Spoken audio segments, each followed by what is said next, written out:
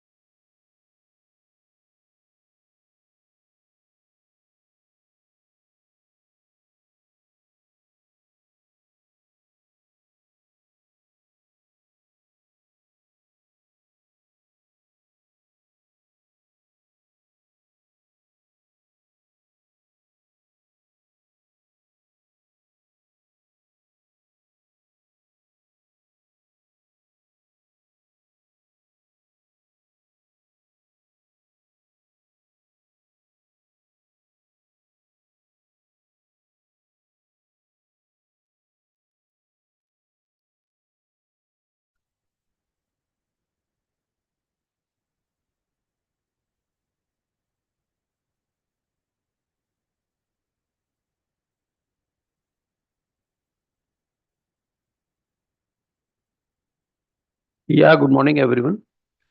So yesterday we saw some corrections in the US market.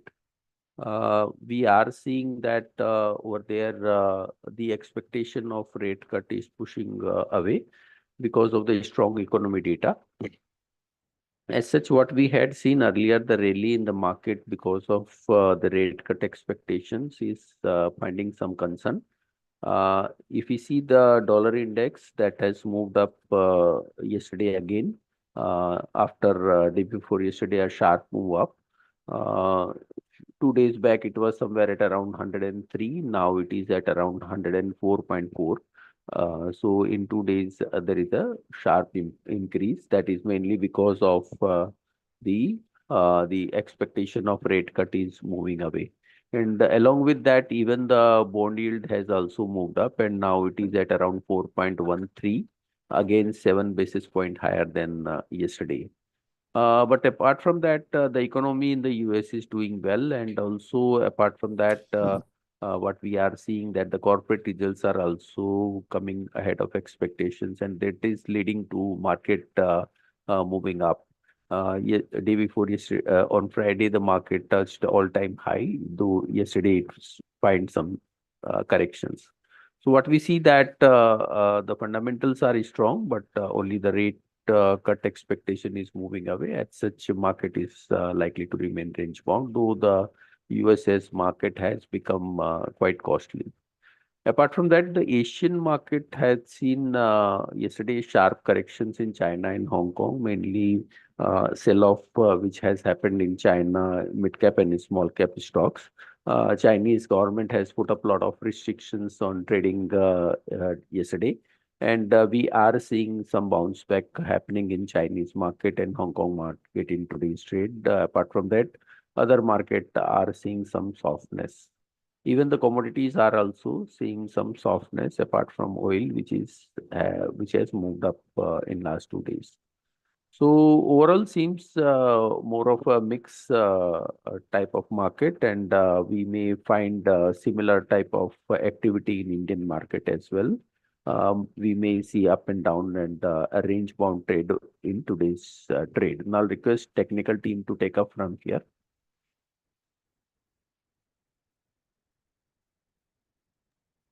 Thank you, sir. Good morning, all of you. This is Swati. Today, the market is likely to open on a flattish note, and we're likely to witness some sideways momentum during the day.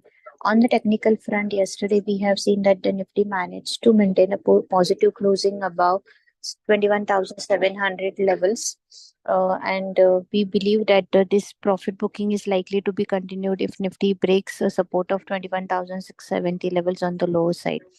Whereas any move below 21,670, more selling pressure will attract, which might take the Nifty towards 21,580 levels on the downside. Whereas at the upper level, the resistance is placed at around 21,900, 22,000 levels. The view is a bit cautious as long as Nifty sustains above 22,000 levels. Coming towards the Bank Nifty for today intraday purpose, the support is placed at around 45,800, 45,600 levels on the downside, whereas the resistance is placed at 46,300, 46,600, 46,780 levels. Coming towards the Fin Nifty, the support is placed at around 20,290, 20,210, whereas the resistance is placed at 20,510, 20,640 levels. The view is a bit cautious because we are witnessing that the market is facing a selling pressure on the higher side. So one should book their profits on every rise or else maintain the long positions with the trailing stop losses. Coming towards the stock specific, Capacite really looks good on the technical front. Yesterday, we have initiated a buy call in this particular counter. The stock is on the verge of giving the breakout with the volumes. We believe that the upside 294 to 300 levels on the high side, one can take a buy call with a stop loss of 260. That's it from my end. I request derivative analyst to take a call forward. Thank you, Swati. On the derivative front, looking at the overall open interest and the other data, the VIX has shot up quite considerably. And even yesterday, I had mentioned, 22,000 being a very strong resistance and some selling pressure was likely to come in, which did come in. Again, I've been saying, probably in this week we might just see some selling pressure coming in with 21,500 being a good support area. So that is what can be retested sometime in the next few days. 22,000 call has the highest call base, so anytime Nifty comes there, it will be difficult to cross it, and some selling pressure would keep on coming in from those areas. From the other indicator, PCR and open interest are at comfortable levels, so nothing to worry there. From the stock specific front, oil and gas stocks continue to do well, and IOC, BPCL, HPCL, ONGC, even Reliance have some good built up of long positions, and they should continue to witness some buying action. They look positive still. Metals look very positive with SAIL, Hindalco, National Aluminium, Tata Steel doing very well. Most of the PSU stocks are doing well. They should continue to do well in these two sectors. And so look out for the same. They can give good profits. So that's it from my side. I'd like to ask the fundamental team to take over, please. Good morning. There is news on Inox India, which is a newly listed company into storage and transport of highly critical liquids. So Inox India and Adani Total Gas have entered into a agreement in which they will they have accorded mutual partner status for delivery of LNG and CNG equipment. So that's positive. And Adani Power's credit ratings have been upgraded from A to AA minus by CRISIL. So that should also be positive for Adani Power. On the results front, Fusion Microfinance result is marginally below expectation due to higher credit cost, which came at 3.5% compared to run rate of around 3% in last few quarters. There have been problems in Punjab due to political interference, and Punjab forms around 4% of their AUM. So this state has been facing some collection problems in the last month, and almost half of the state has been facing such kind of issues. That's why the provision was slightly higher, which resulted in profits remaining flattish on quarter basis. Although operating performance was healthy at 9% sequential growth on pre-provisioning profits. But we think that the Punjab issue could have some more bearing in the quarter 4 as well, and that's why we may have a neutral view on the stock. BSE Limited, Bombay Stock Exchange, result is marginally above expectation. Revenue grew by 18% quarter on quarter, driven mainly by growth in the derivatives segment. Adjusted EBITDA grew by 30% quarter on quarter due to operating leverage. EBITDA, we have adjusted it for one-off expense of 92 crores towards a settlement guarantee fund for its subsidiary Indian Clearing Corporation. So that's a one-off expense. So overall, the result was decent for BSE, and we remain positive. Thank you.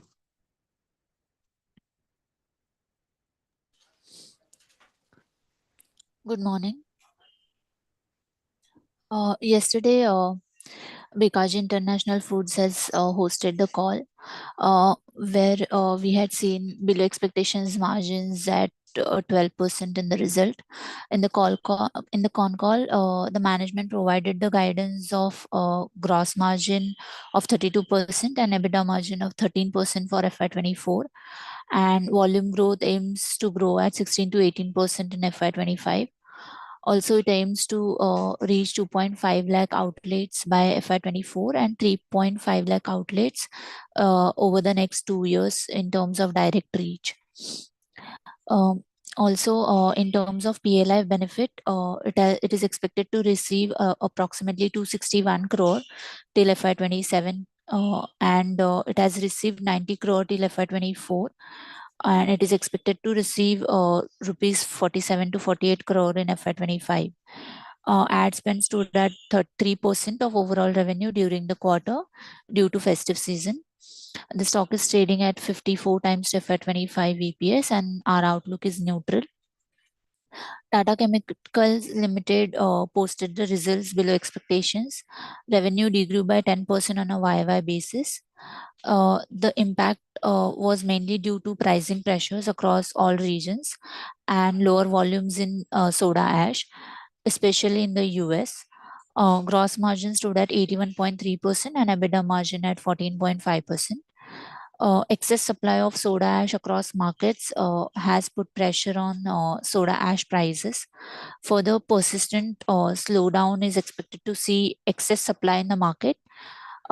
So we expect recovery in normal demand and margin levels in the range of 12 to 18 months. Thus, we are negative in the near term, where the stock is trading at a PE of 15.6 times to FY25 EPS. Kansai Nerolac Paints Limited result was below expectations. Revenue grew by 5% on a YY basis, and EBITDA margin reported at 12.7% versus the expectation of 14%. The stock is trading at a PE of 33 times to FY25 EPS and will provide the outlook post today's con call. Thank you. Good morning. Ashok Leyland result was ahead of expectation as revenue came at 9,273 crores, which was led by strong demand for its product both in MHCV and LCV segment. EBITDA margin came at 12% versus expectation of 10.9%. Also, the good volumes, better price realization, and higher cost savings helped it to reach better margins. As per company's management, it anticipates ongoing growth and profitability driven by diverse sectors like aftermarket, power solution, and defense. Focusing on innovative products and cost optimization, management is confident enough, and it is further looking for a positive outlook for CV industry due to favorable macroeconomic condition. At present, the stock is trading at PE of 20.5 times of FY24 EPS. Thank you.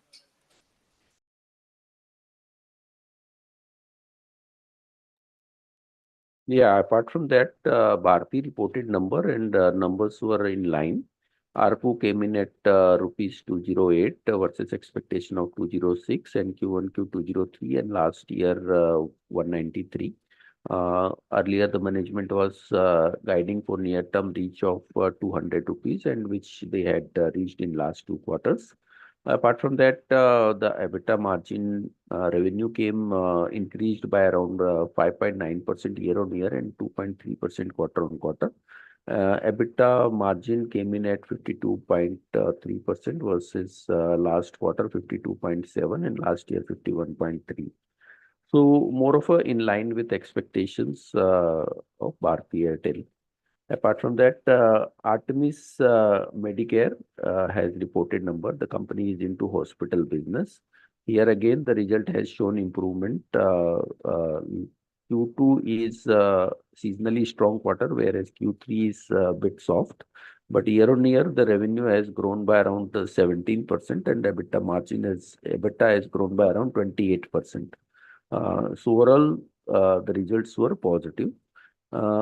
Bajaj Consumer has reported numbers which were marginally below expectations. The revenue growth was very low at around 3.2% year on year and 1.7% quarter on quarter. Low demand in the rural market has impacted the sales growth. Apart from that, the EBITDA margin has also remained a bit soft and came in at 15.8% versus last quarter 16.3%. Gross margin has seen some marginal reduction of around 50-60 basis points, which is more of a surprise, as softer commodity should have helped to improve the gross margin, but it has come lower, maybe because of mix change, and that has led to decline in gross margin. And also PAT also came in at around 37 crore versus expectation of 39 crore. Stock is trading at around 17 times. So result is bit lower than expected. Apart from that, the Prince Pipe has come up with the numbers and the numbers were below expectations. We had seen that there were some impact of inventory loss in case of Astral Poly, which is competitor to Prince Pipe. So quite possible Prince Pipe might also have seen some inventory loss in this current quarter as the PVC prices has corrected in the last quarter. Apart from that, the sales growth was a bit subdued at around 12.4% year on year. And also there was not a great volume growth also in this quarter, though the PVC prices came off. So result was a bit lower than expected. EBITDA margin came in at around 12.3%, expectation of 13.3%. So a bit lower than expected. Share is trading somewhere at around 30 times FY25 earning. So that's all from us. Now I'll request commodity team to take up from here. Yes, sir. Thank you very much. Good morning, everyone. So in today's session, we are expecting gold to test 62,200 and back can be witnessed from these levels. So buying with a stop loss of 61,950 is recommended. Again, on upside, 62,650 is the level where prices are expected to correct till 70,000, 69,800. From there, one can initiate a buy for a pullback. And also, if prices are testing the resistance area of 70,800, then one can initiate a sell from that level with a stop loss of 71,300. Crude oil, yesterday we had witnessed some recovery from the lows, so we are expecting around 6020 level with a stop loss of 6150 and on 5950 and on upside again 6150 we recommend to book profits. And in natural gas we are witnessing prices are consolidation from couple of days, and prices are supportive at 165, so it should trade in the range from 165 to 180 on. And 718 to 19, whereby again selling could be witnessed from these levels. One can also initiate a buy around 712, where with a stop loss of 708. So there could be some range bound movement in copper also. In zinc, after the sharp fall from last 3-4 days, we are expecting some pullback, and one should buy with a stop loss of 215, and on upside again 220 one should take profits. So that's it for me. I'll ask Utkarsh to take the call forward, please. Thank you, sir. Very good morning, all. For today's trading session in USGNR, we are expecting some sideways to bullish momentum. So within a range of 83.04 on the lower end and 83.18 to 83.20 on the higher side. So one can initiate a long positions in the range of 83.07 to 83.06 levels with a stop loss of 83.03 for the target of 83.18 and 83.20 levels. And one can initiate a short positions also around 83.28, 83.18 levels with the stop loss of 83.26 for the target of 83.09 levels. In Euro INR, one can initiate a short positions in the range of 89.50 to 89.53 levels with a stop loss of 89.70 levels for the target of 89.26 and 89.17 levels. Thank you.